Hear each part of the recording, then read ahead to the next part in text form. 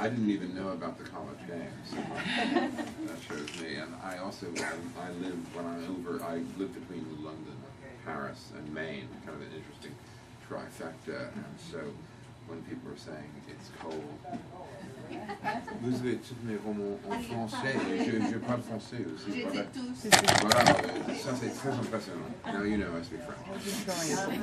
You're not open. So as I said, I came out yesterday and it was 19 degrees with 4 inches of snow in front of my house at 3:45 in the morning when the car came to collect me, and people were sitting here and telling me how cold San Diego was. Yes, I'm from a robust, glorious netherworld of New England. You know. What I want to talk about tonight, and I'm going to talk, I'm not going to read, is basically probably the biggest conundrum that we all face during our lifetimes, and probably the largest difficulty that we all grapple with as sentient beings, and it's the thing we long for the most in life, which is love.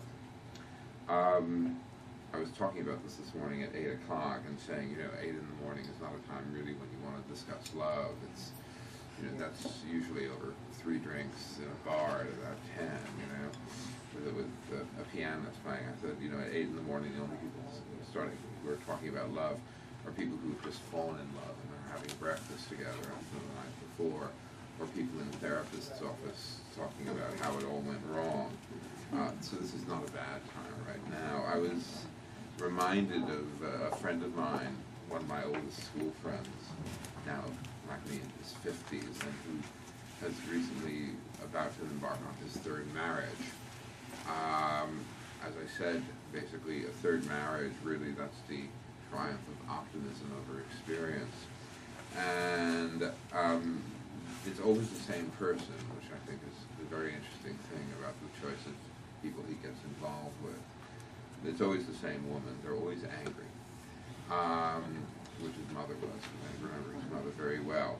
And as I said to him, you know what, Andrew, before marriage number 4, and there will be a marriage number 4, I think what you should do is find another angry woman and just give her a house. But he did tell me one story, and you should probably never tell me anything, because like most novelists, I'm a sponge, I absorb, about the night after his wedding to his 2nd wife. They were in Key West on their honeymoon, staying in some upscale bed and breakfast. Had made love, she was asleep. She was snoring lightly in bed. I always like that detail. And basically he stood out on the balcony of their hotel looking out at the water in South Florida towards Cuba. And he thought to himself, I've just made the worst mistake of my life. And the thing is, this is not really an unusual story. In fact, if I mention this, people always come up to me afterwards and say, I've done that myself. A week before my own marriage, which ended in divorce as well, my then girlfriend and I, this is 25 years ago, I was married for a long time, we sat on a dock in a West Coast fishing village, she is Irish, discussing whether we should go ahead with this. We both kind of knew there were flaws already there, and yet we did. And Milan Kundera, the great Czech writer, once said in one of his essays that the history of all intimate relationships is written in the first week. Here's an interesting thought. You just smile. Everyone, anytime I mention that, people go, yes, that's one of those discuss kind of moments. And it's very true, all the complexities and flaws are present at this early juncture. It's just that we don't see them or don't want to see them until much later. And I think if I was going to go around this room right here, I'm certain I would hear story after story about disappointment in love. It's just something everyone experiences. The person who was so right for you, but who got away, the love you showered on someone who never reciprocated it, the love that soured or fell into atrophy, the love that you pushed away. And I think if there's one thing I know about the human condition, and all of my books, besides being, I think, very readable, have a kind of philosophic bent to them, and I always have a lot of questions, no answers. I have no answers whatsoever. In fact, I don't think novelists should have answers. But I think the one fact of the human condition, which I do know, is that the biggest argument for any of us have in life is with ourselves. That's always the biggest struggle. And as such, a larger question arrives, do we really believe we merit happiness? And when it comes our way, do we often find ways of sidestepping it? You know, and also of talking yourself into lives that you possibly don't want. In a special relationship, which was published in the UK some years ago, and in France and many other places, and is finally coming out here. It was a very big success over that. The narrator of my novel, this was the second time I wrote as a woman, and I've written 4 novels with women narrators. It's not like I have a small pouch of estrogen that I place under my arm when I do this. When I was writing The Pursuit of Happiness years ago, I started this novel with 2 female narrators in it, and it just worked.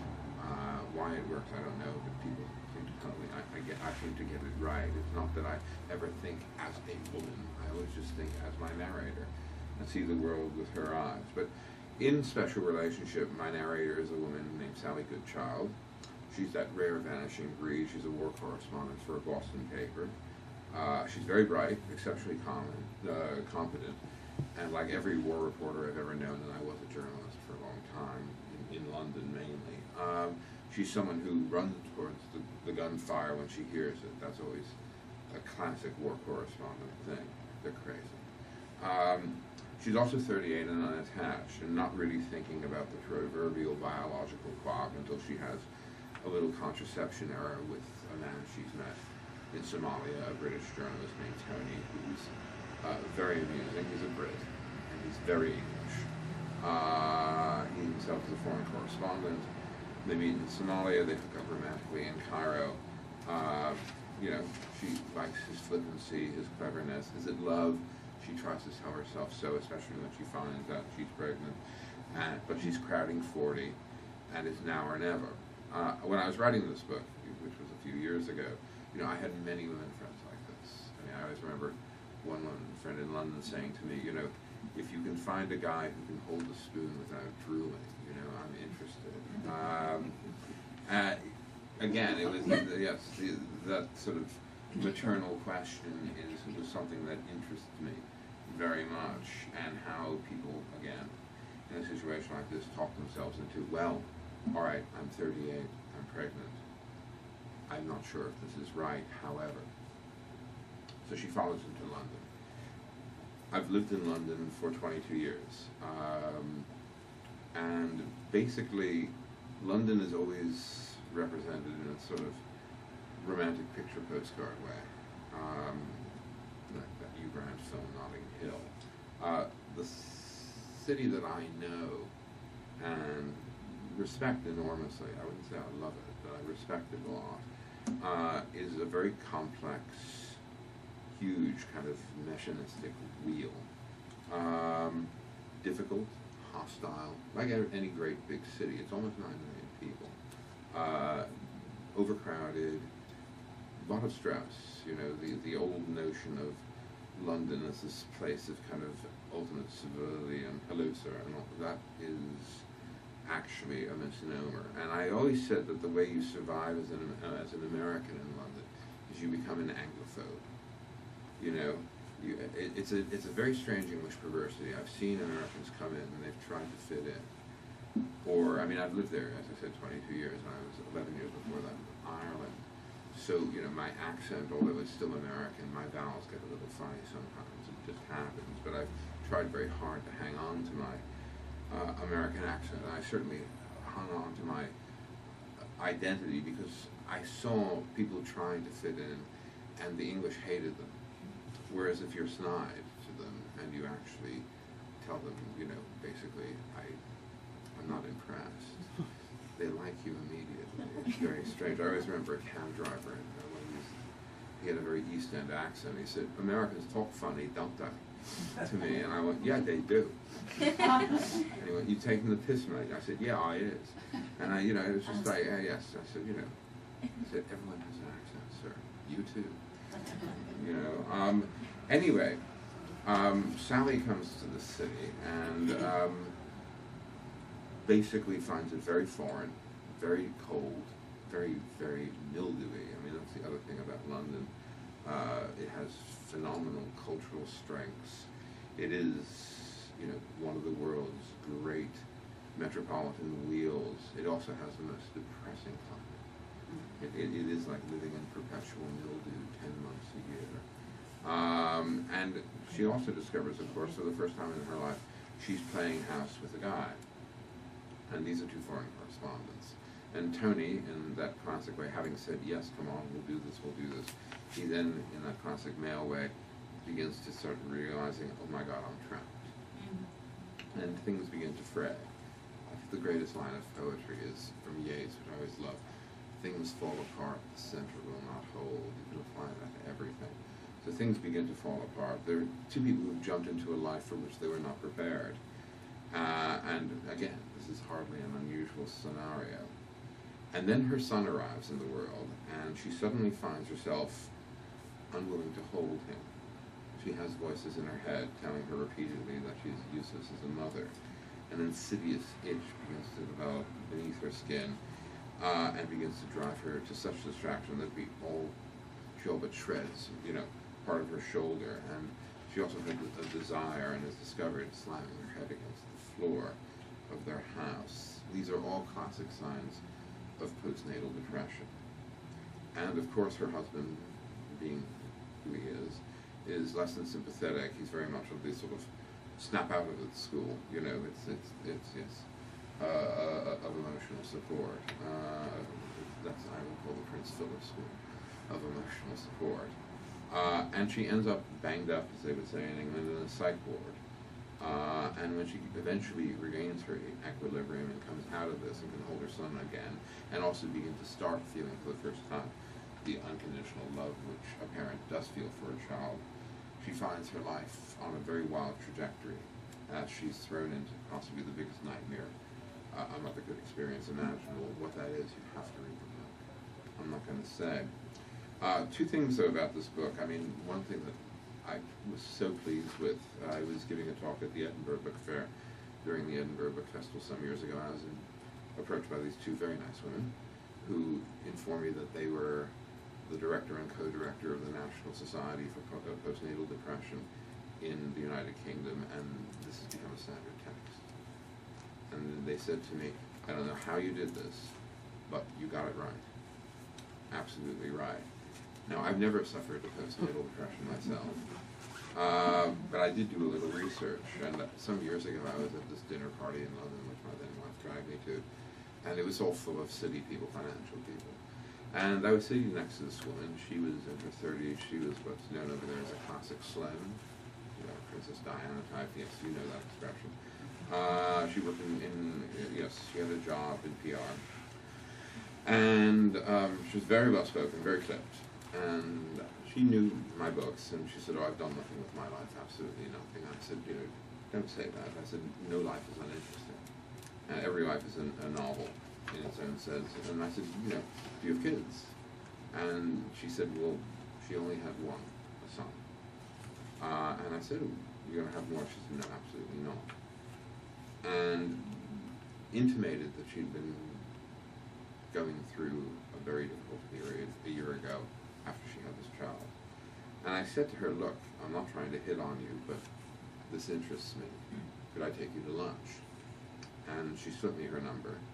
And I took her out to lunch, and I also said to her, I quoted that famous Joan Didion line, writers are only selling somebody out. And quite simply said, you know, if you talk to me, I'm going to sit here and take notes. I promise I will never use your identity. The story that I've been thinking about will be completely different. She readily agreed, because no one had ever asked her about this. My novel isn't her story, but what was fascinating to me was the fact that this was a woman who, you know, had this job. She wanted to find the stockbroker or the corporate lawyer of her dreams, get married and have kids. And this child arrived, and the next thing she knew, as she said, I was crazy. I couldn't touch him. I had the voices in my head, and she did try to stamp them out eventually by slamming her head against the tiles of her floor.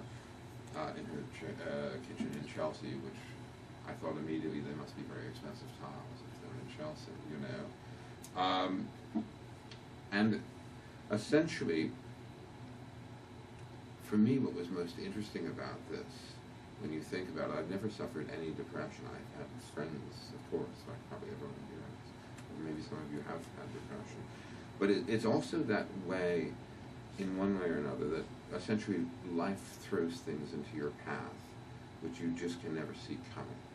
This is a theme that goes through all my books, because I think it's just a theme that runs through life, completely.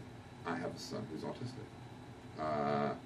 He's very high functioning, to use the actual clinical term, which I would think makes Max sound like a motor oil. I mean, he's actually, you know, in college now in the United Kingdom at City of Bath College, doing media studies, and actually wants to be a film archivist, and is hugely bright.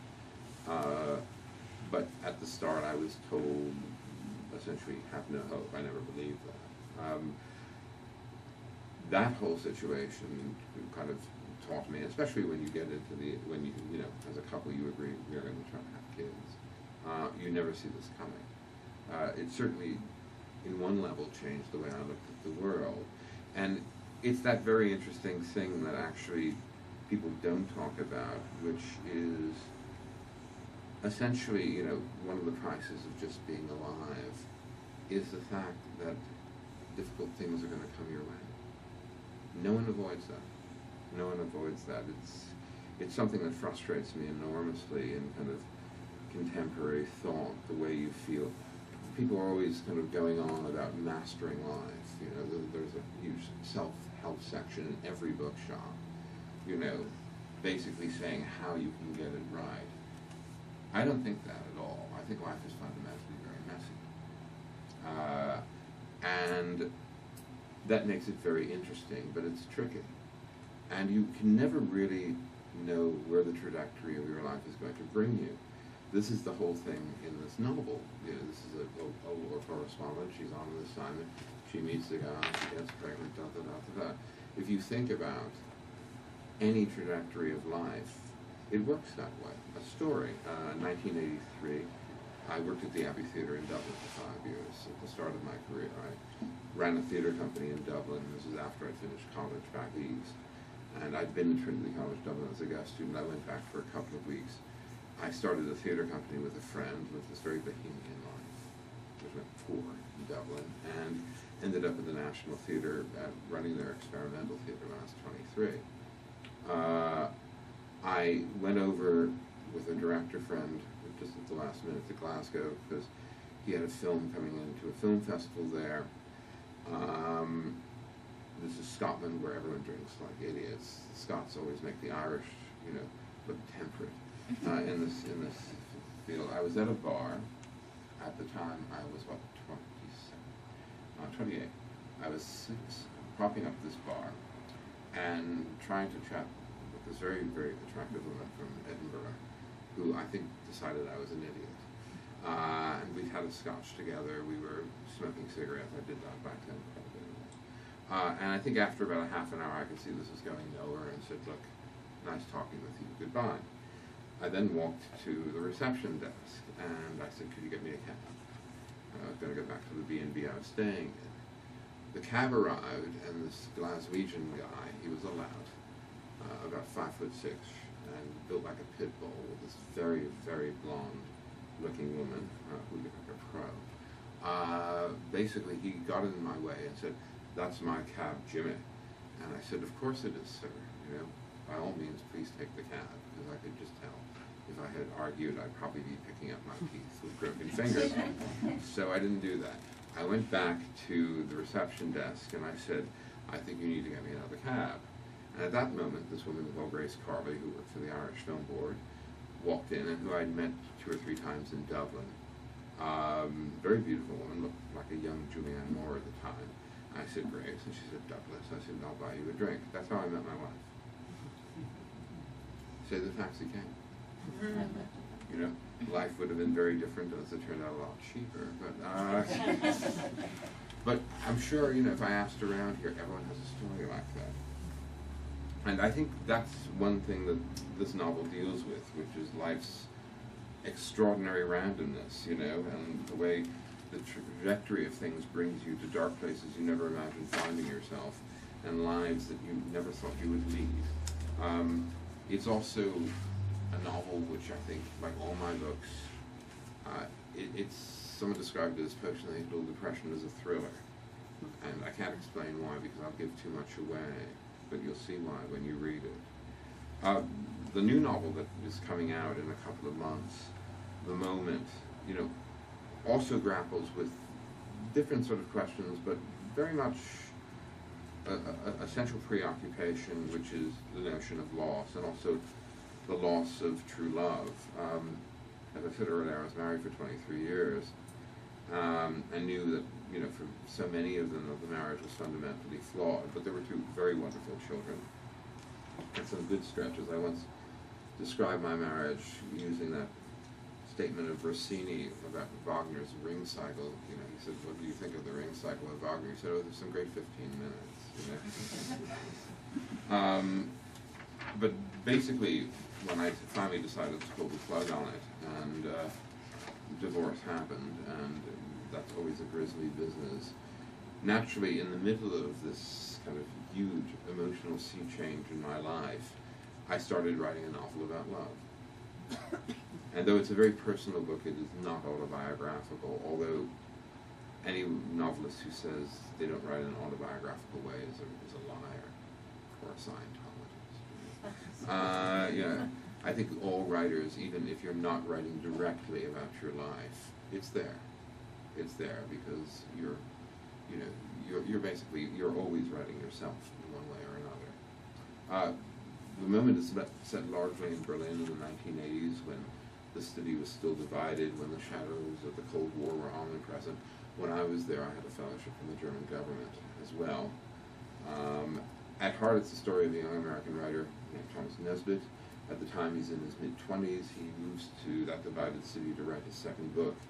He ends up sharing a flat with a very louche, very talented Anglo-Irish painter, and experiences Berlin at its most decadent and sinister. The thing about Berlin at that time, I don't know if anyone was ever there when it was divided, you're shaking your head, it was extraordinary to go there. I mean, to begin with, getting there was an event, because it was, the Germans call it der Insel, the island, because it was sort of this little island in the middle of communism, in the middle of the Iron Curtain. When you flew out of either Nuremberg or Frankfurt or Munich, or yeah, I think there was a flight from Hamburg as well, you couldn't fly on Lufthansa. It had to be on one of the airlines of the three still occupying forces, which was the French, the Brits, and us, the Americans. Right? And also, when you got over German Democratic Republic, which is a misnomer, airspace, you had to come down to 10,000 feet, so you bumped in. And then suddenly you were over this thing, and there was the wall. You could see it above you. I think outside of the Great Wall of China was the one thing that someone said was visible from outer space, but there was this huge tangible reality, and literally this kind of concrete scar that ran across the city. And I remember going there, hearing von Karajan conduct at the Philharmonie, which was an extraordinary experience, getting a seat at the last minute, crossing over the next day, going to Checkpoint Charlie, getting off to U-Bahn at Kuxstraße, crossing over, and it was literally like going from Technicolor into monochrome. I never, I am not a Reaganite. My politics are, I'm a liberal Democrat. I traveled a lot that year in communist countries. They were even very interesting. It was a despicable system. There's very, very little you can say that was good about it. Largely because it was very feudal. Also because there was no respect whatsoever for human rights. And everyone, I think, was enthralled to a terrible lie.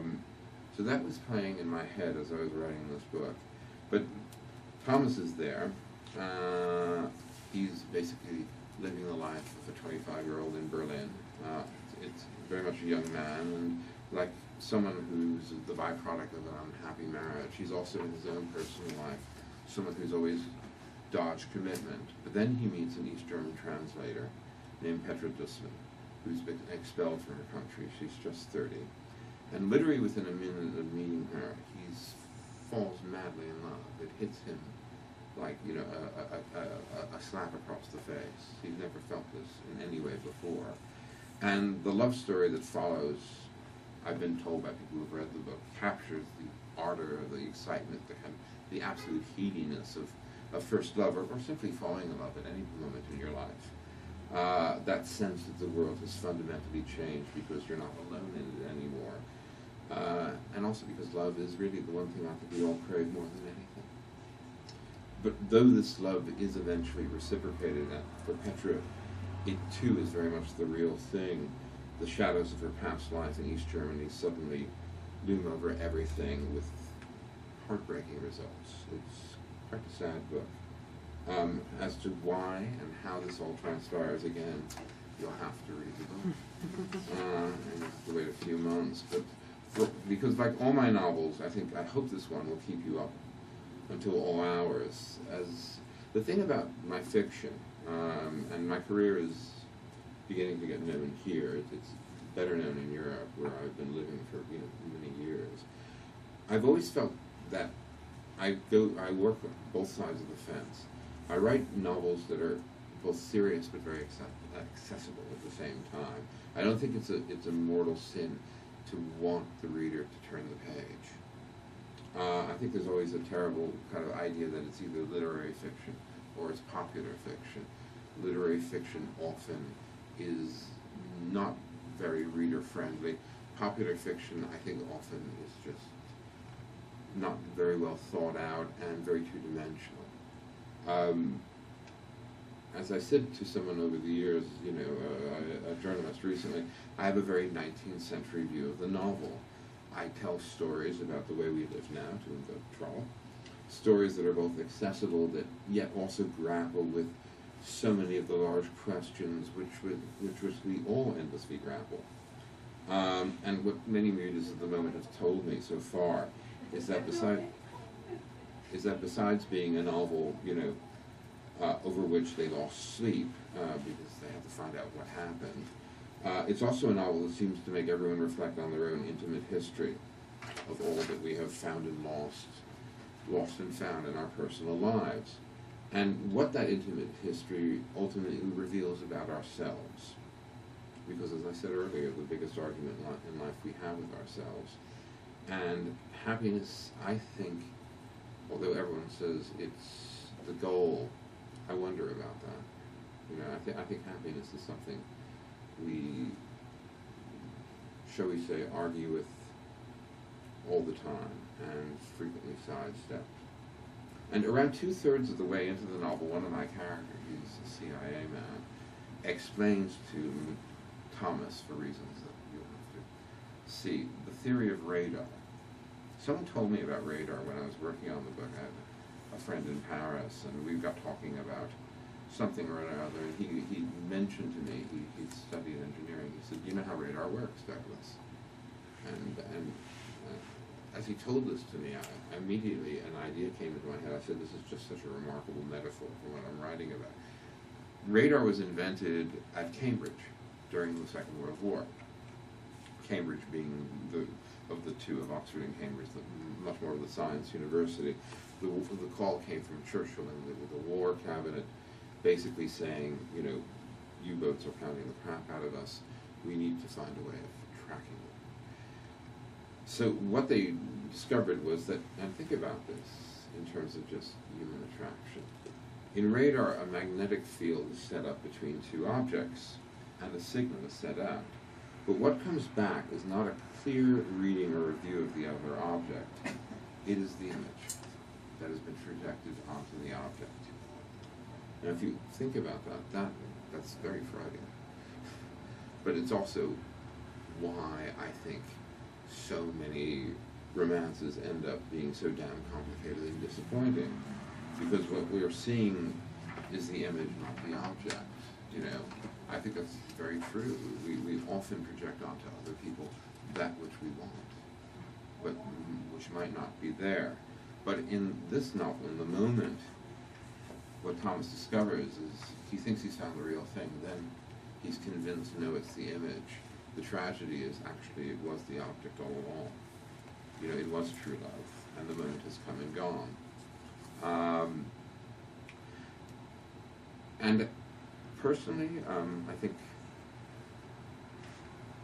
think I'm hoping this is going to be a novel that will be much talked about, because I personally feel I've written the great love story of the new century, and one that is as readable as it is profound, and also one that essentially examines the way love is inevitably tied to loss. You know, it's one word in the modern American vocabulary, if I could expunge it, is closure. I hate that word. Closure, I think, is for closets. It's not for people. You know, I was, you know, like everyone, I've been kind of grimly gripped by the events in Tucson. You know, I mean, speaking as a father and with a 14-year-old and an 18-year-old, I can't even look at the stuff about that 9-year-old girl who was killed. You know, I've heard some of the details. But, you know, for those parents, there's never going to be closure. You know, ever. I mean, and this is, I think, a very, very unfortunate idea. Closure implies a terrible thing happens to you. You deal with it. You grieve. You then put it in a box. You put it on the shelf, and you close the closet door. That's not how it works. You know, thing in Leaving the World, in one of my earlier novels, which is actually about a tragedy that comes into this woman's life. And she has had a car accident, it's a suicide attempt, and her eyes have been cut out. She's not blinded, but the ophthalmological surgeon tells her, you know, I extracted the shards from your cornea, you will see. He said, but the eye will be different.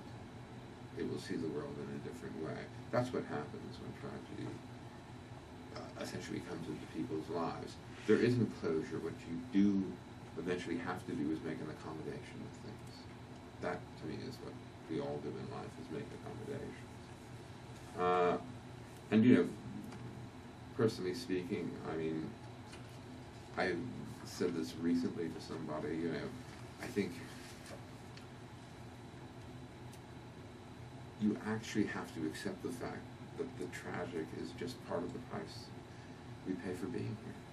No one escapes it. Nobody. You know? And at the end of this novel, and I'm going to read one little bit, the only thing, and then I'll take any questions. My narrator is now a man in his 50s, and you'll see how it works structurally. Why the story of 25 years previously comes into his life. But he's reflecting on the fact that his daughter, who's 21 and is a senior at college, has just, and to whom he's very close, has just announced that she's about to marry her boyfriend. He's proposed marriage, and she wants to go ahead with it. And I think my narrator, I know my narrator, Thomas, is thinking to himself, well, he's nice, but no cigar. And he says, and this passage also sort of sums up probably the way I look at the world better than anything, but he mentions Petra in it, so when that comes in, just so you have that reference, Petra being the woman in Berlin, well before, but perhaps Paul is his son-in-law to be. Perhaps Paul will be the best thing that happens to her. A man who loves her utterly, who gives her the latitude she needs, but also makes her feel wanted, adored, whole. Or perhaps he will become a self-righteous, pernickety, controlling little pedant who makes her waking hours hell.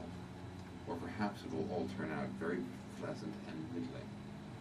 The fact is, we are always taking chances in life, always convincing ourselves of a scenario, a way forward that we hope will make things right for us, or it will at least make this short span of time we're given seem worthwhile and somehow complete. Complete. Is anything in life ever complete? Or is it all lost and found, found and lost?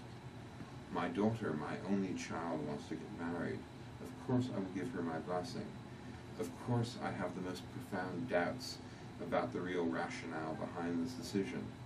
Of course I wonder if, like the rest of us, she's trying to make up for all that she was lacking early on in life.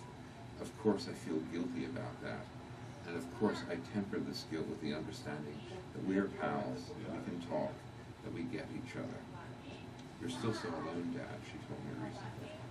True, but I've known love at its most unbridled, its most profound, lost and found, found and lost. What a privilege to have found it, if only for a brief, transcendent instant. And now I am on the highway. Now it is as dark and cold a night as they come. Now I am a single vehicle moving northwards. Now I am alone. The road is wide and clear. Dawn will break in a few hours. Another day, another day. So many exceptional possibilities, so many possible banalities. Choice is everything, and choice is nothing. The story can turn out well, the story can turn out tragically, but the road is always there, and like it or not, we have to travel it. And how we travel it, and who we find along the way. That to me is sort of how I look at life, really, as a very open construct.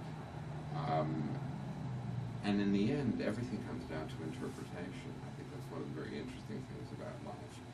The way you look at any situation, whatever has happened to you. Also, how many limits you put on yourself, how many freedoms you allow yourself or not.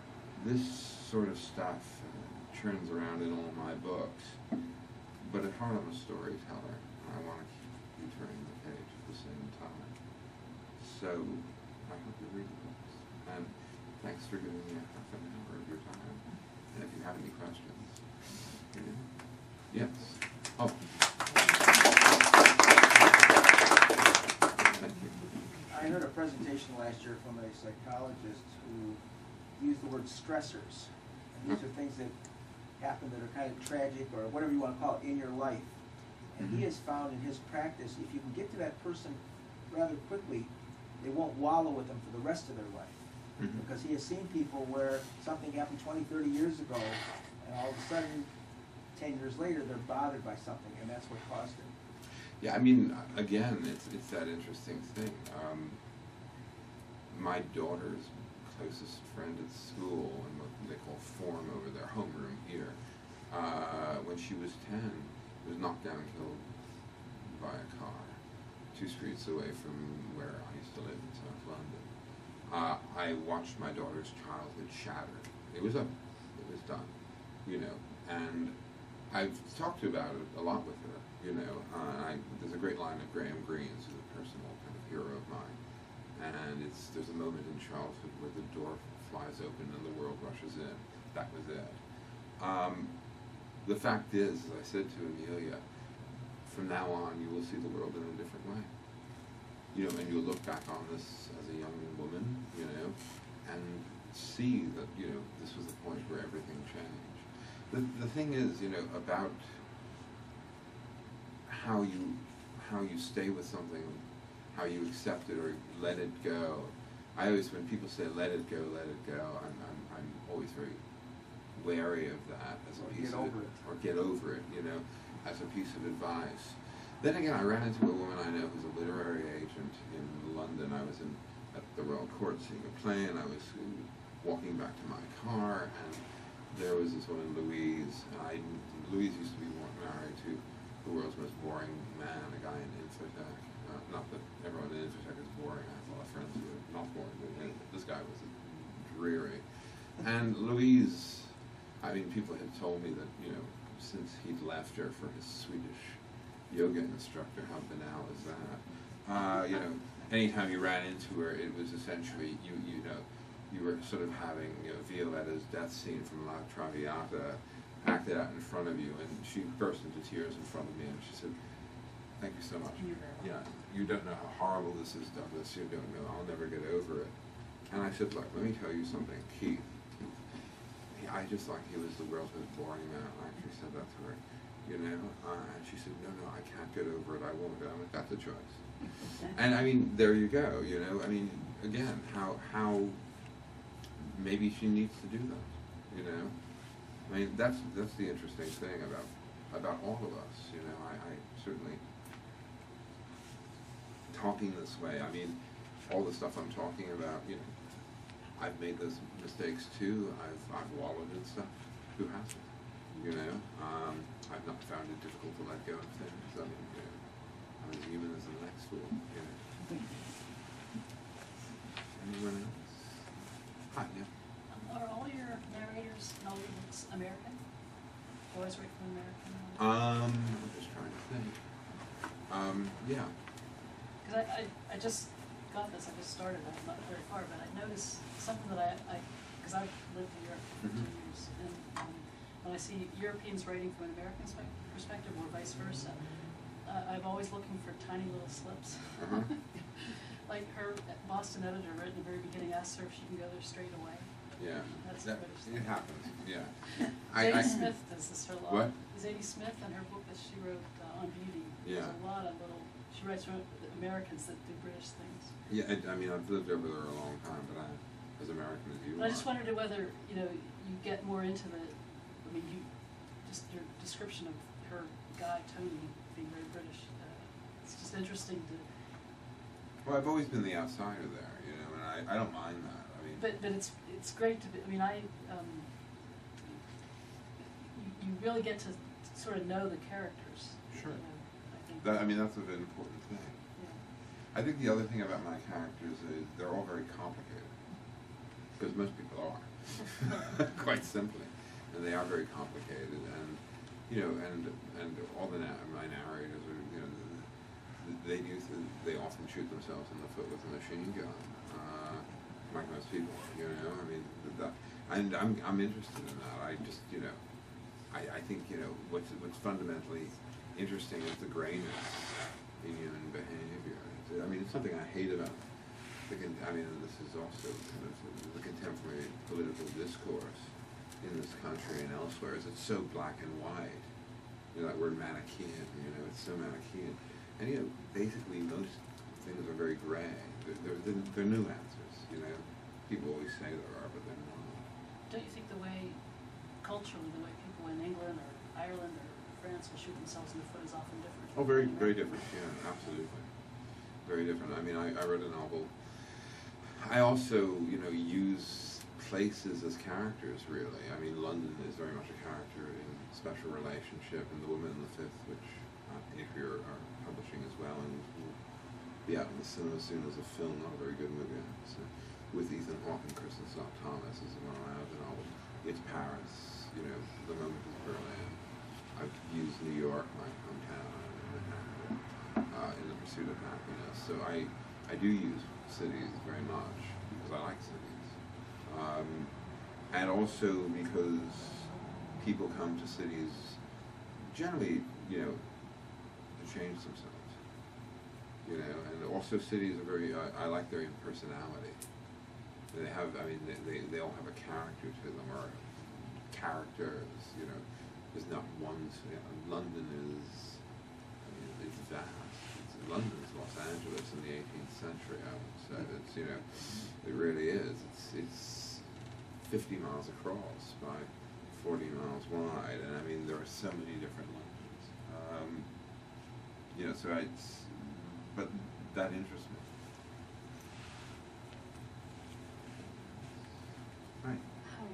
What makes you decide on the theme of the story you want to write? That usually comes when I'm writing it. I never think about the theme. Yeah, that's always sort of like, you know, in bad Woody Allen movies, you know, there's always a writer going, I'm writing a novel about, you know, the decline of American civilization. That's not a writer. That's a Woody Allen character, you know. I mean, I think about the story, and the theme comes when I'm writing it, but that's me. And honestly, every writer is atypical. You know, John Irving, who I sort of semi-read, was once going on, well, you have to organize everything in advance. It's the only way to write a novel. And I was saying, shut up, you know? Like a painter who starts on a canvas and develops whatever. Yeah, I mean, I start with a sort of central idea. I usually have the end in mind. I just don't know how I'm going to get there. And I have the narrator. I have the central dilemma of the book. That's what I start with, is the problem. You know, because all stories are basically, The core of it is that. well, it's, for example, when my daughter was 3, she went through a period of being afraid of the dark, and she told me one night, "Daddy, tell me the story of the big bad wolf and the 3 little pigs, but without the big bad wolf." And I was going, "Christ, how do I do this? We have a house of straw, a house of sticks, a house of bricks. Now what?" They form a residence association. I mean, and I said, "It doesn't work." She said, "Why?" And I said, "Well, there's no problem." And if you think about it, all stories are based around a problem. They really are, you know. And you gather your characters from people you meet, your social life? Or I invent them, you know. It's, you know, imaginary. but basically, you know, I observe a lot too, you know, and I'm always, you know, I'm always interested in other people. You should be. And I'm always interested in their stories, and it all goes in there. But no, but I invent these people, you know. Once or twice I've done variations on people. 1 or 2 people I wanted to get, you know. You know, but you know, but I won't tell you who they are, and you'd have to know the situation pretty well. And even then, I've changed it because the libel laws are, you know, what they are in England. But by and large, you know, it's just all invented.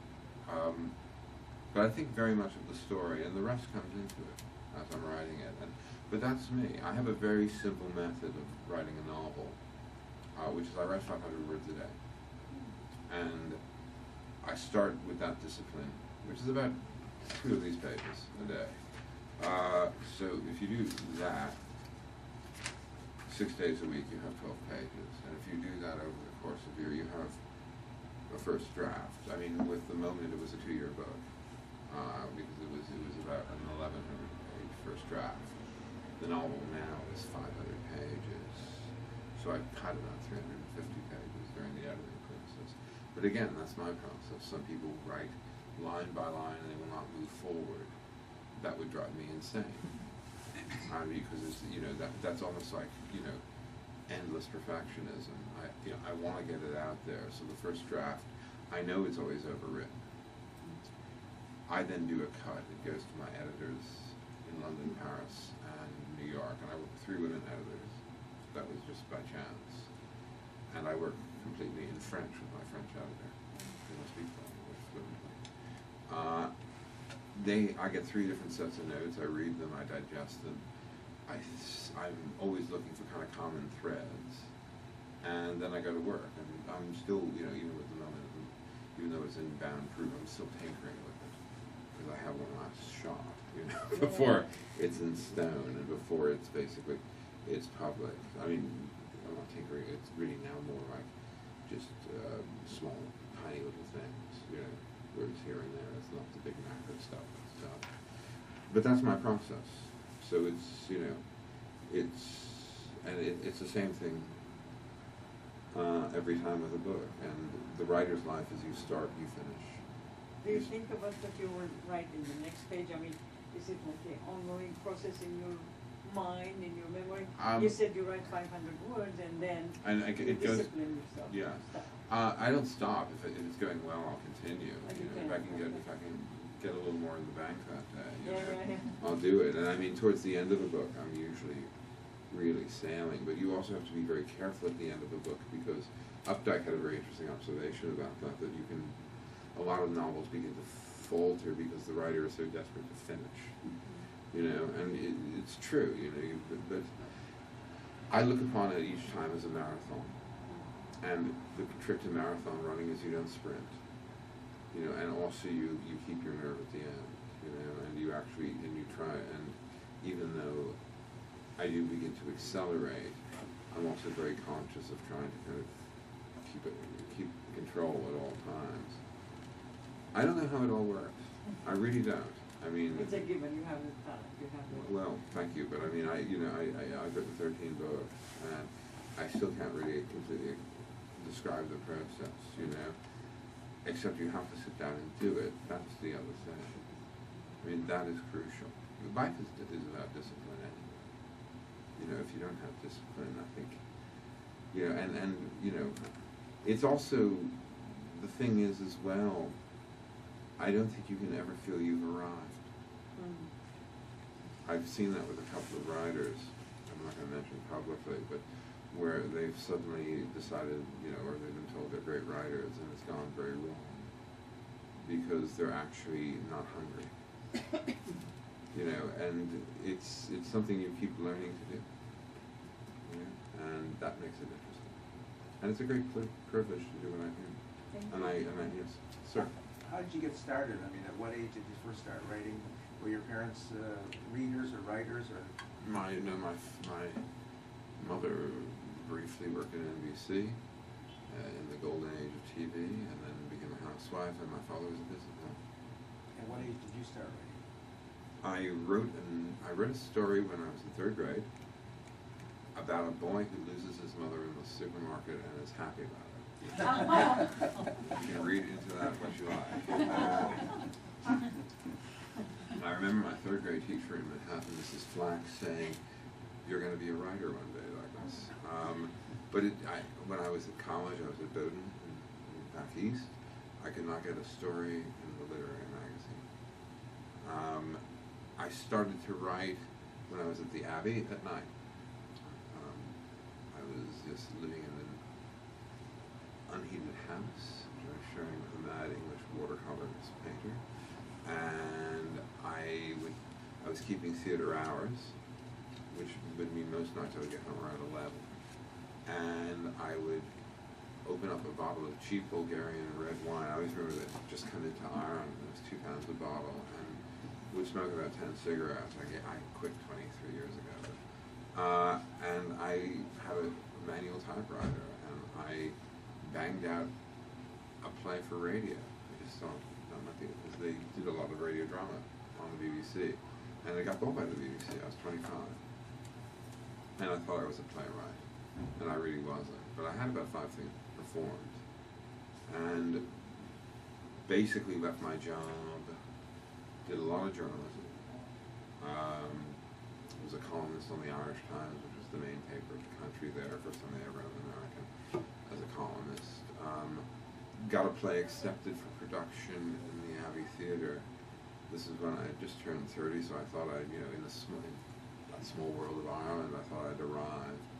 The play got some of the most suicidally bad notices I've ever received in my life, and no one showed up. As I jokingly said to somebody years afterwards, I said, "You played to a handful of agoraphobics." You know? And about 2 months after that, a new editor came into the Irish Times, and the first thing he did was to fire me. He didn't like me. Didn't like my column, so that was the sucker punch. At the time, I had gotten my first contract for a book, which was going to be I wanted to write fiction, but I just didn't know how to do it. And I've been reading a lot of travel writing, of the Paul Theroux, the S. Naipaul, even Warren School, Graham Greene, and I found an agent in London. My plan was to get the hell out of Dublin and get over there. And life is, sorry, this is probably long-winded, but life is funny. I wrote a sample chapter because I'd traveled in Egypt the summer before and wanted to go back for 3 months, knock around, write this book. I found an agent in London who was attached to the agency that handled my radio plays. She was a fellow American, and she said, "Please come in." What I didn't realize was I'd walked into the office of a sadist. She said, she held this up and she said, "I think this is just terrible. You don't have ability. Don't do it."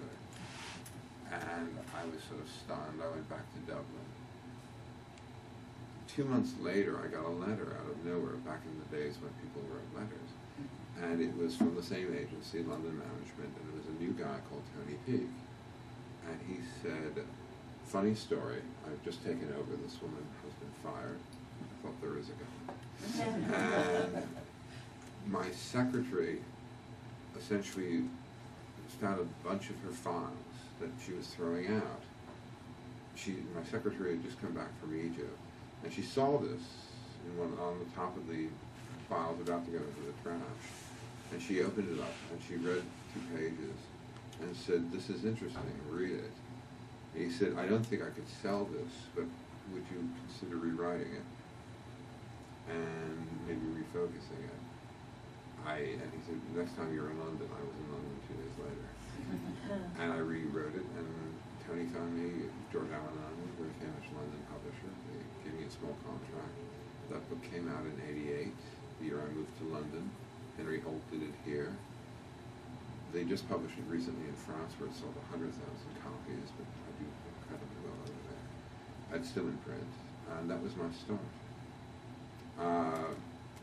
If that woman had not found the file in the trash, things might have... What took you to Europe from New York? Was accepted for a year at Trinity College Dublin as a guest student. Then came back, finished at Bowdoin, worked in a provincial newspaper in Maine for a summer, stage managed off Broadway for a while. A lot of family pressure from my very Republican conservative father to do something sensible like go to law school. I won the history prize at Bowdoin that year for his thesis, which was $1,000, which was a small fortune back then. And I ran away. I went over to Dublin and things started, you know. Sort of the opposite of what you said John Updike says about being weary of your characters by the end. Do you ever, revisit them, think about what they're doing now, after? You know, someone always says, someone said, I would love to see another book with so-and-so in it. And, I look at it this way. A novel it's like a love affair, really. But you get to walk away at the end, And essentially, I spend, by and large, it's a 2-year process for me. I try to write a novel every 2 years. And once it's done, I want to get on to something else, and also, I don't think I've ever written the same book. That's the other thing, and the books are very varied, largely because I like a challenge, and I also like to try to keep upping my game. It's also interesting. So I've never really, it's interesting at the end, my English editor, when she read The Moment, she said very much, well, I think Thomas will never find anyone again. He's too devastated by what's happened. It's over, even though the ending it's not optimistic, but there is a door of possibility. And I said, I don't see that at all, but, again, people, they can read whatever they want. They can project whatever they want onto a story. The interesting thing when you write is you play God. You can do what you like, There's a famous line in French, l'enfer c'est les autres. That's hell is other people. That's Star Trek. And essentially, in life, you're always having to deal with other people. Whereas when you write, you can control whatever you want. That's interesting, but it's the only time you can do that. What's that? Et pourquoi vous habitez ici vous habitez ici? Oui, depuis 30 ans. Depuis quand? 30 ans. 30 ans, mais vous avez grandi où? À Paris. À Paris, quel arrondissement? 16e. Ah, 16e, voilà, 16e, oui. Tout à fait. Près de Passy ou... Oui, à Tout la à fait, Villette. tout à fait, oui. Moi, en fait, j'habite dans le 6e et aussi le 10e. Ah, c'est pas Oui, c'est pas mal. 10e maintenant près de Canal Saint-Martin. Oui, et le 6e, ça c'est mon bureau Saint-Germain-des-Prés. Voilà. Et pourquoi vous êtes tellement aimé en Europe? Parce que les Français ont très bon goût, madame. Je dispute avec les Américains. Je dis pourquoi nous l'aimons tellement? Vous êtes passé numéro 1 Oui, c'est ça. après Marc Lévy qui est Mais le Marc premier. Lévy, ça c'est autre chose. Et vous avez Ça c'est Vous avez autre chose. Je connais Marc. effacé tous les horreurs. Vous êtes numéro 1 Oui, voilà. en Europe. Oui. Pas dans votre pays. Pourquoi? Ça va changer maintenant, j'en suis sûr de ça. Oui, j'espère Je aussi. vais Voilà. tellement en parler qu'ils Voilà. vont finir par Tout à fait, oui. acheter vos livres. Mais aussi, en fait, je vis à Paris depuis 10 ans. Mais pourquoi ce paradoxe? Pourquoi? Parce Qu'est-ce que que vous comment ça c'est la musique du hasard. Mais comment vous sentez-vous? Ça vous fait pas de la Ah non, c'était une grande surprise pour moi. En fait, je suis devenu chevalier. Voilà, il y a 3 ans. Et voilà. Tout à fait. Mais honnêtement, je suis très reconnaissant de mon succès en France. Oh oui, ça n'a Et oui, c'est vous avez extraordinaire. dépassé tout le monde, c'était vraiment bravo. Et aussi, c'est un grand devoir de parler en français aussi. Et ça, c'est pour moi essentiel. Et couramment. I do this home in French when I'm over there. So it's, Merci. So on that note, merci. merci.